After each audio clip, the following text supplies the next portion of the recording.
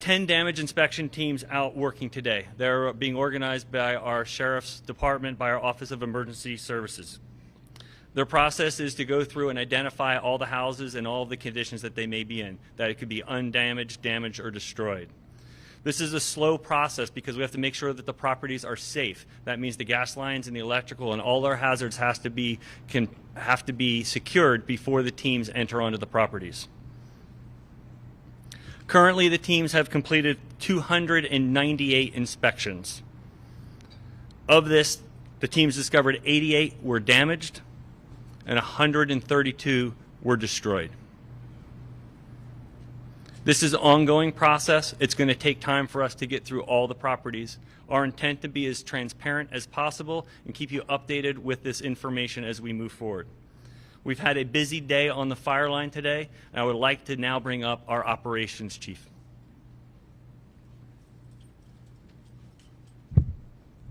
All right, good evening. My name is Nick Clari. I'm Battalion Chief with Ventura County Fire, working as day operations on the mountain fire.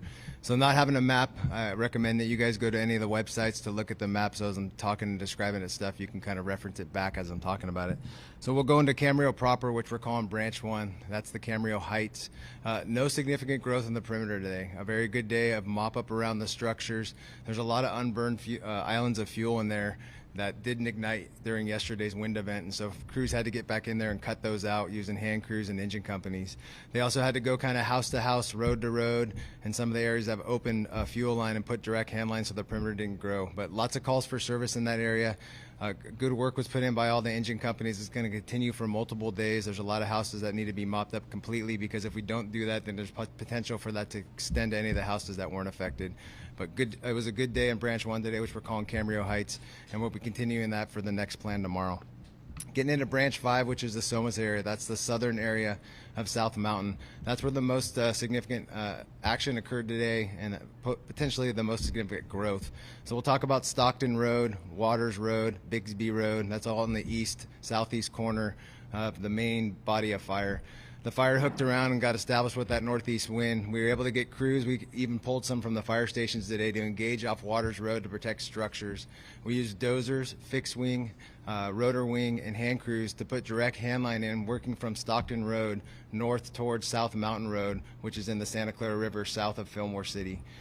Crews at the end of the shift had direct hand line basically going from Stockton Road all the way to South Mountain Road, which is cutting off that most eastern section of the fire as we get into this transition from a northeast wind event to an onshore wind event. We do have about 3/4% of the line working from Stockton from the south to the north line with retardant and dozers. And as I was coming in here for the briefing, crews are engaging from South Mountain Road, working south to connect the dots to that dozer line. So we should have a good anchor point that's going to be able to hold that fire from progressing any further to the east.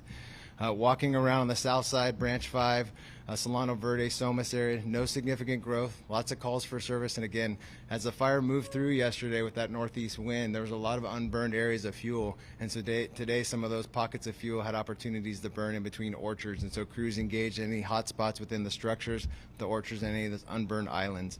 Coming around on the Ventura City side, Wells Road, 126, Santa Clara River bottom, no significant growth. The fire continued to back down into the Santa Clara River bottom. We did have a few spots in the Santa Clara River bottom that we were able to engage with crews and dozers, but most of the fire is holding on the South Mountain Road, working all the way east to San Cayetano Road, where the crews are going direct back to Stockton Road. That's the end of the report. Thank you.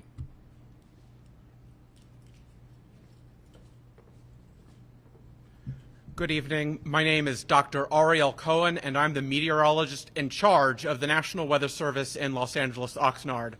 First of all, on behalf of the entire National Weather Service, our hearts go out to everyone who has been adversely impacted by this fire. We're continuing to work round the clock with all of our partners in the fire agencies and emergency management to ensure that everyone has the information that they need to be able to effectively combat the fires and also support the relief and recovery efforts. At this point in this major, very strong Santa Ana wind event, it's on the decrease at this time. Winds are subsiding over the lower elevations while remaining still gusty across the higher elevations.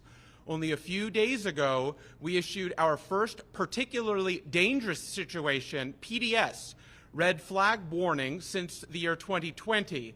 that indicates the most extreme of volatility of weather parameters coming together to support explosive fire development and the development of very large fires. Unfortunately, this came to fruition, and we see this with the mountain fire. At this time now, all PDS, again, particularly dangerous situation red flag warnings, have been cleared across our jurisdiction of Southern California. In fact, in addition, red flag warnings for the entire area have also expired as of top of the hour, except for the mountains. So Santa Susana Mountains, red flag warning, the more traditional type, remains in effect into the overnight hours and through 11 a.m. on Friday, as we do expect the continuation of gusty northeasterly offshore winds in the 25 to 35 mile per hour range, with gusts to 50 miles per hour through the overnight hours. Again, those northeast to east-northeast offshore winds continuing, gusts up to 50 miles an hour in the mountains. By the time we get to 11 a.m. tomorrow, the winds will further subside across the region, and we are not expecting any red flag warnings to be in effect for the area. Now, we're still going to have dry conditions settle over the region.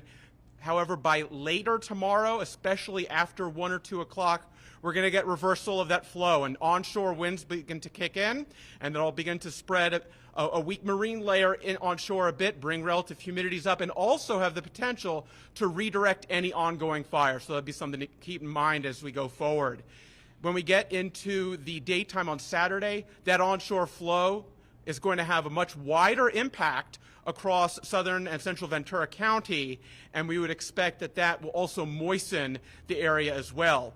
Looking further ahead, unfortunately, we are looking at the potential for another weak to perhaps moderate Santa Ana wind event to bring the potential for critical fire weather conditions as we head into the early and midweek time frame of next week. So we encourage everyone to continue to monitor the latest information from the National Weather Service. Thank you.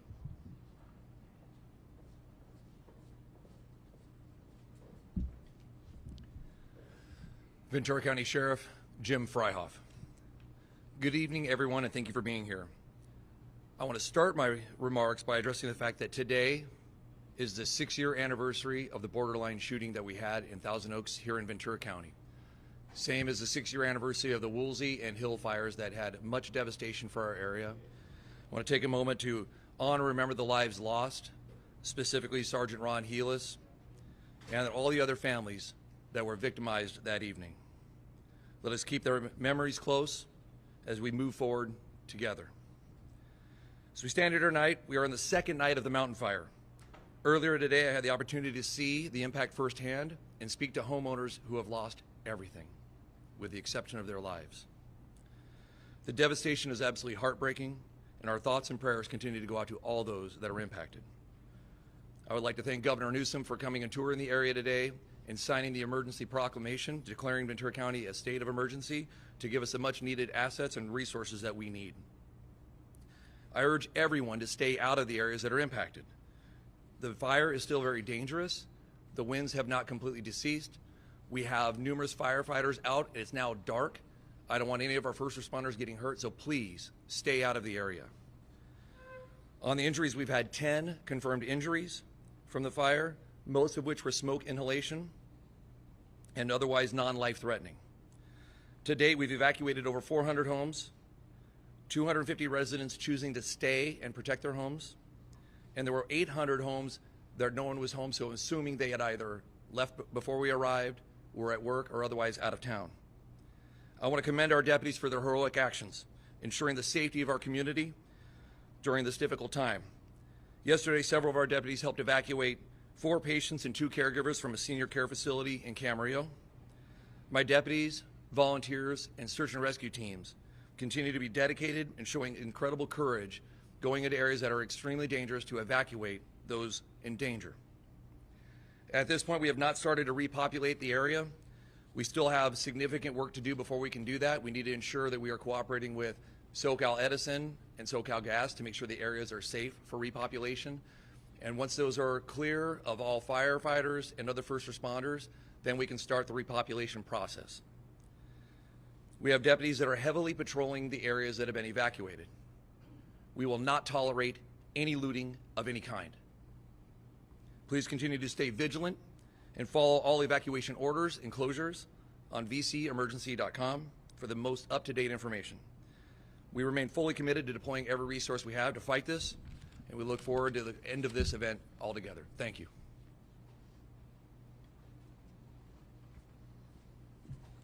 Good evening. My name is Tony Achapenti, Battalion Chief with the Ventura County Fire Department and one of the Unified Incident Commanders with the Mountain Incident. In addition, we're in Unified Command with CAL FIRE Incident Management Team 5 in the Ventura County Sheriff's Office. I just want to take a minute to recognize the aggressive full suppression strategy and effort put forth by the ground resources out there the last 48 hours. Crews are diligently and aggressively working to bring resolve to this incident as quickly as they possibly can. And that's what we'll continue to do in the coming days until we're able to safely and effectively get folks back into their homes and back to, what we would recognize as their safe spaces. I want to recognize the partner agencies that have been supportive, not just here in the operational area, but throughout the entire state of California.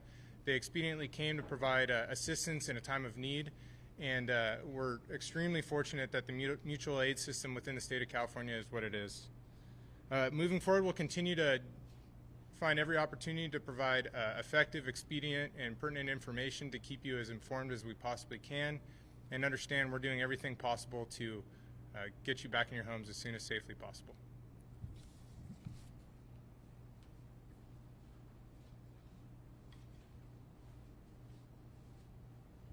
Okay, good evening, everybody. Dustin Gardner, County Fire Chief. I want to reiterate a couple things. One, I want to say thank you to all our responders, our mutual aid system, and all of our partners. As the sheriff said, the governor came down today, and with the governor came the director of CAL FIRE and his entire executive staff. And it showed the strength and partnership we have being a contract county here in Ventura, accepting responsibility for the state, or the SRA, the State Responsibility Area Watershed. As the Ventura County Fire Department, we act as a contract county for CAL FIRE.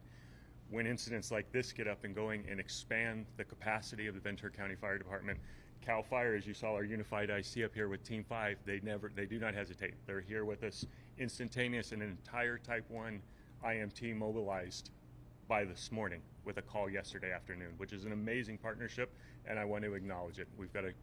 Our working relationship with CAL FIRE has never been better. We appreciate your support being here. We appreciate all our Team 5 members being here. And we look forward to the next few days of getting this under control. We will remain in unified command with CAL FIRE. We'll have embedded ICs, as you just saw up here, and embedded ops chiefs, and the sheriff will stay embedded with his staff. So you will see your community firefighters out there along with all of our mutual aid partners. For those in our impact areas, I was with the sheriff today and the governor as we drove around and saw the devastation, and it is truly devastating, and our hearts absolutely break and go out to you. Over the next few days, as you repopulate, you will see yellow Ventura County Fire Department pickup trucks driving around those areas. You'll see lots of fire trucks, but you'll see specifically small pickup trucks with 2 firefighters in them. Those are community liaisons, community representatives out there to assist you. If you need help, grab them. If you're going through your house and want help lifting something, moving something, sifting through something, dealing with damage, grab them. They're there for you. We want to show that we're out there. We want to be there with you. We were there yesterday. We're here today. We'll be there again tomorrow. So we will stay with our community until the very end and through this all. I want to thank all our firefighters. As Chief Ochupini said and Chief Clari said, it was a significant 36-hour firefight. We had many firefighters that they were out on the line until this evening. They fought fire for 36 straight hours, which is that's a feat of human strength, and it's dangerous, it's damaging, and it shows their commitment. I want to thank them. Tonight, you'll hear and you'll see, much like last night, we're going to fly all of our heavy helicopters again tonight. That's a very unique opportunity we have here in Ventura County. We partner with Southern California Edison, Los Angeles County, Orange County, and myself on a QRF called a Quick Reaction Force Helicopter Force, and they fly at night, and they drop retardant in unison, 3,000 gallons at a piece, along with our Firehawk helicopters. So while the wind dies down, we'll take full advantage of the weather, we'll take full advantage of the lower temperatures, and we'll continue to put as much fire as we can out. And with that, I will end my part, and we'll start taking questions, Andy.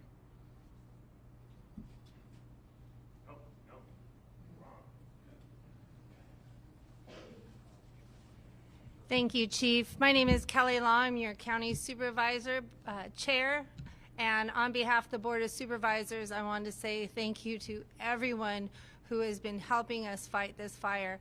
Our first responders, thank you. All of our mutual aid, thank you. We really appreciate the cities, the state, the federal, all the agencies coming together to work for our county. We've had a lot of hard times in Ventura County, but we are very resilient, and I really want to say thank you to the coordination that is going. I don't think we have the best county ever, because this coordination only happens here, is what I hear, and I hold that true. Everyone is fighting for our community, for their houses, to really just cut this fire. And I wanted to say thank you to our city elected officials, our state officials, federal. We've got the city mayor for Tony Tremblay's here, Assemblywoman Jackie Irwin, Steve Bennett's been here, Senator Monique Lamone, Congressman Julie Brownlee. We have our supervisors Jeff Garrell, Vianney Lopez, Janice Parvin, and myself. All of us are working behind the scenes, trying to make sure the funding is here, the resources are here, and that everyone is aligned to help, working with our water districts and everybody. So just say thank you, our CHP. Please listen to what is being told to you. Go to vcemergency.com for the latest information. As you know, we're already working on recovery. You'll find that information there too. Please be safe out there, and have a wonderful night. Thank you. Thank you, Supervisor Long. As we transition into the question and answer session, we're going to bring each of the speakers back to the reporters can ask a question. I also wanted to add the acreage and the containment as we transition into that. The latest acreage is 20,484 acres, and we're still at 0% containment. With that, we're going to bring up our Operations Chief, Nick Clari, for questions. I had a question about the damage assessment. You said, I think, 132 structures destroyed, 88 damage, but I actually don't remember if you said structures or homes. Like, are those all specifically homes, or does that count? We'll have the sheriff come up. That's 132 structures, the majority of which are homes.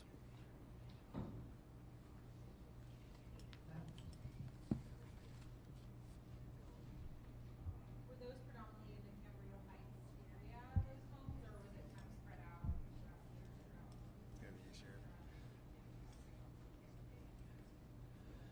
Based on the damage that I've seen out there, I'm going to guess that that's the area this is at, but I don't know specifically where they started their assessments at or how widespread these teams are. This is out of the 298 houses they were able to get to. This is the number we have. I don't know what the total number of houses are either, so I don't know what percentage of the evaluation has been complete, but I suspect they went to the hardest hit areas first because we knew there was a lot of damage there. Thank you. That was going to be my question. How much of that assessment is done? Is there any, I mean, is it half done? Is it 10% done? I don't have that number. I don't know. I apologize. Since I'm here, do you want to take any other questions for Sheriff Spencer? There was reports about water pressure being lost by residents trying to use their hoses at home. I was curious, did that come over the radio, and was that what happened up there? Did we lose water pressure, and was that planned? I'm going to actually defer to the fire department for that question. Is there any other law enforcement questions? Have you guys seen anybody kind of going up throughout that Camarillo Heights area that's been potentially looking to take stuff from homes, take advantage of some of the properties not having people staying in them right now? We don't have any confirmation of that yet, but we have significant amount of patrol resources that are out there, both in marked and unmarked cars. My caution to anybody who comes here thinking they're going to do it, they're going to end up visiting for a lot longer than they planned. Thank you. All right, Nick Clari, Operations Section Chief. So for your question, can you repeat your name real quick? My name is Spencer Norn. Okay. Hey, Spencer, Nick Clari. So, yeah, we did have an issue with water pressure, and it was all based on the fire behavior. And so when the fire pushed through Camarillo Heights and I was going down Highland Drive, I came in contact with the water district, and they made me aware that, hey, one of our pumps is burned up. We are switching all our water to fill all the tanks that we can, but at some point we're not going to be able to fill them because that pump's burned up and you guys will end up running out of water.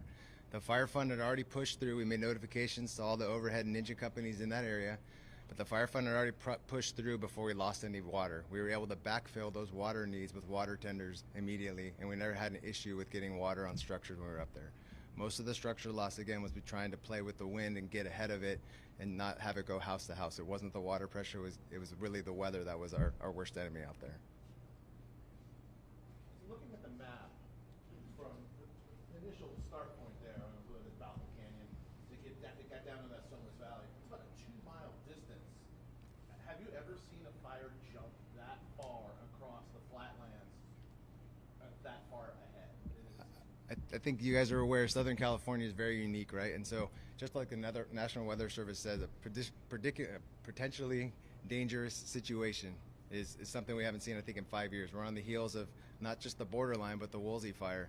And when we have winds that have gusts of 80 to 100 miles an hour, you will get spotting potential when you have receptive fuel beds that can be 1 to 5 miles out. And unfortunately, because there's a bunch of different fuel beds in there, whether it's eucalyptus rows, orchards, an ember got established, was able to get across the 118 freeway and established on the north side of Camarillo Heights.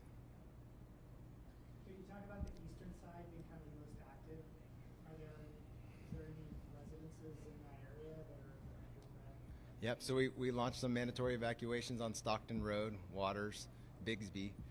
That was the very active part. And so again, as we're looking at this transition of weather, this is what kind of perks us up, is like we're not out of the fight, right? So we have this northeast wind. It's going to get to a point where it's not going to go anywhere because it's surrounded by man-made barriers of roads and all that other stuff. But as the wind transitions, we want to make sure we call it the back door, or that east side is the heel of the fire right now. There is a potential with that wind shift that heel of the fire now becomes the head of the fire. And so that's why the priority today was trying to box in that east side of the fire. So when that wind shift does occur tomorrow, and it did occur a little earlier today, kind of closer to Wells Road, there was some onshore flow. But as you got kind of to Santa Paula, that's where it kind of stayed offshore flow. So at some point, we're going to have that transition. It's already starting to work its way there. And we want to make sure that we call it that anchor point. The heel is really bomb-proof and secure. And we're going to reinforce that, just like Chief Gardner said. We put retardant in there. There's dozer line in there. There's hand line in there. We're going to continue to reinforce that with night dropping rotor or aircraft tonight using the mobile retardant base. And then tomorrow, we're not just going to watch it. We'll get back in there, reinforce all that stuff, plumb it with hose, and make sure it's going to be holding as we transition through this offshore to the offshore to onshore wind event.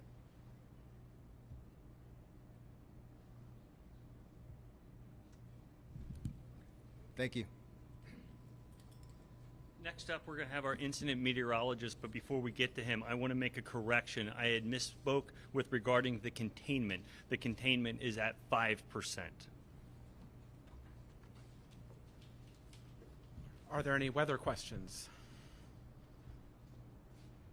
I have a question actually about, so one of the things that some of the folks that are talking with about in the Camarillo Heights area is that they felt like there were maybe some microclimates that helped protect certain homes from being burned versus others. I don't know if you've been up there, but it's like one house is completely gone and then next to it is still there, or just a little bit down the hill. I'm curious if that is accurate, or if you can speak to that at all. What we really encourage people to do is not look at the details of that when we're dealing with a widespread, particularly dangerous situation, red flag warning. Everyone is susceptible and vulnerable to getting the extreme impacts of very rapidly spreading fires. With regard to whether one home or another home gets hit, there could be some variability there in the details of the airflow as it moves through the terrain.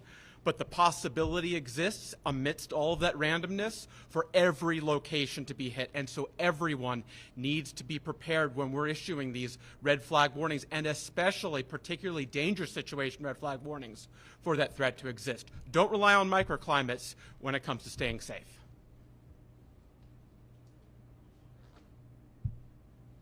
Any other questions? All right, thank you. Thank you, Doctor. I'd like to now ask if there's any questions for our unified commanders.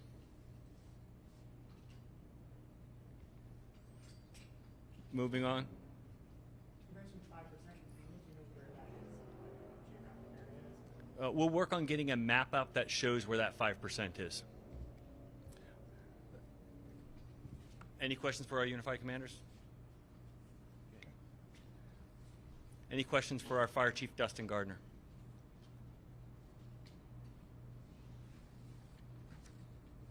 Okay. I'm going to thank you for your attendance and your patience and your time today. Tomorrow at 6 o'clock p.m. we will have another press conference here at the same location. We invite everyone to stay informed and to continue to follow vcemergency.com. Please follow the fire department on our social media pages that are available on vcfd.org. Thank you.